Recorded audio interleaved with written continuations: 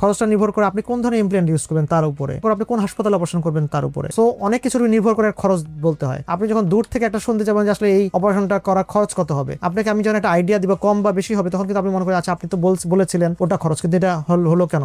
আসসালামু আলাইকুম, কেমন আছেন আপনারা? আবারও ফিরে এলাম আপনাদের কাছে।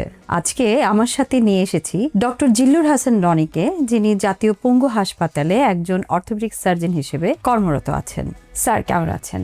আচ্ছা, আলহামদুলিল্লাহ ভালো আছি। আরো একটা প্রশ্ন আমি আপনার কাছে জানতে চাই, সেটা হলো আমাদের কাছে অনেকেই প্রশ্ন করে আমি যে অপারেশন করব এটার একটা ধারণা কি আমি পেতে পারি? কারণ কারো হয়তো ভেঙে গেছে, কারো সার্জারি লাগবে, কারো বিভিন্ন ধরনের সমস্যা থাকে, তখন তাদের একটা অর্থনৈতিক ভীতি চলে আসে যে আমার আসলে কত টাকা লাগবে, খরচ কি আমি পোষাইতে পারবো কিনা, এই ধরনের একটা আতঙ্কগ্রস্ত অবস্থায় রোগী দেখা যায় আপনার কাছে না এসেই আগে থেকে তাদের একটা ধারণা নেওয়ার একটা প্রশ্ন চলে আসে তাদের কাছে। সেক্ষেত্রে আপনি কি বলতে চান?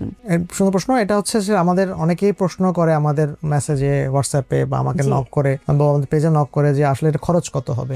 তো আসলে খরচটা কেন আমরা ওখানে বলতে চাই না, এটা আমি ক্লিয়ার করে দিই। আমরা খরচ ওখানে বলি না বা আমরা অ্যাভয়েড করি, কারণ হচ্ছে একটা খরচ নির্ভর করে অনেক কিছুর উপরে।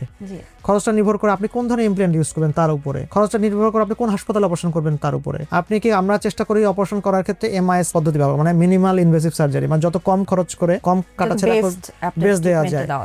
তো ওটা কিন্তু খরচ বেশি হয়ে যায়, কারণ সিয়াম দিয়ে করতে তখন খরচ বেড়ে যায়, আবার ওপেন করে করলে কিন্তু খরচ কমে যায়। সো অনেক কিছুর নির্ভর করে খরচ বলতে হয়। আপনি যখন দূর থেকে একটা শুনতে যাবেন যে আসলে এই অপারেশনটা করা খরচ কত হবে, আপনাকে আমি যখন একটা আইডিয়া দিব কম বা বেশি হবে, তখন কিন্তু আপনি মনে করেন আচ্ছা আপনি তো বলেছিলেন ওটা খরচ, কিন্তু এটা হলো কেন? এবং আপনার এরকমও হতে পারে যে রোগী আপনাকে মুখে বলছে, কারণ উনি তো আসলে ট্রিটমেন্ট নিবে, উনি তো জানছেন না প্রসেসটা কি। এক্স্যাক্টলি, তখন আমরা যেটা করি যে আপনি আমাদের সামনে আসুন, আপনার রিপোর্টটা দেখে, আপনাকে দেখে, আপনার অবস্থান কথা বলে আপনাকে আমরা 2-3টা অপশন দেই যে আপনার এই 2-3টা অপশন আপনার সামনে খোলা আছে। একদম মিনিমাম খরচ এটা, মাঝারি খরচ এটা, ম্যাক্সিমাম খরচ এটা। আপনি চয়েস হিসেবে আপনি কোনটা পছন্দ করেন এটা আপনাকে করব।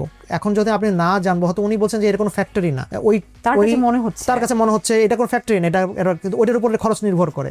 সো ওইটা তো উনি বলেন না, তখন আমরা বলতে পারি না, অথবা ভুল হতে পারে। ভুল হতে পারে, আপনি এখান থেকে বলতেছেন এরকম খরচ হবে, কিন্তু আসার পরে দেখা গেল যে ওই প্রবলেম বিশাল বড়। তখন দেখা যায় আমি যখন তাকে বলি যে খরচটা এরকম বেড়ে যায়, তখন কিন্তু বলবে আপনি তো মন খারাপ, আপনি বলেছিলেন এতটা খরচ তো বেড়ে গেল কেন। তো আমরা কখনোই চাই না যে রোগীর একটা ফলস একটা ইন্টারপ্রিটেশনের মধ্যে পড়ুক। আমরা চাই আপনি কাগজপত্র নিয়ে আসেন, আপনাকে আমরা দেখে বলে সঠিক তথ্য দেবো, এবং ওই যে যেই আমরা অ্যামাউন্টটা বলবো, আমি আগে বলেছি এই অ্যামাউন্টটাই আপনাকে আমার কাছে রাখা হবে। কোনো বেশি আমরা চাই অ্যাফোর্ডেবল প্রাইসে, সর্বনিম্ন খরচে যেন কোয়ালিটি সেবা দেওয়া হয়, ক্রয় ক্ষমতা সমান থাকে না। সো আমরা তাকে 2-3টা অপশন দিই যে আপনার কিন্তু সামনে এই 3টা অপশন আছে, আপনার রোগ হয়েছে এই অপারেশন করতে হবে, এর অপশন হচ্ছে এগুলি, এর অপশনের খরচ হবে এরকম, আপনি কোনটা পছন্দ করেন। ধন্যবাদ আপনাকে। তবে আজ এই পর্যন্তই, আবারও দেখা হবে কোনো একটা প্রসঙ্গ নিয়ে। ভালো থাকবেন।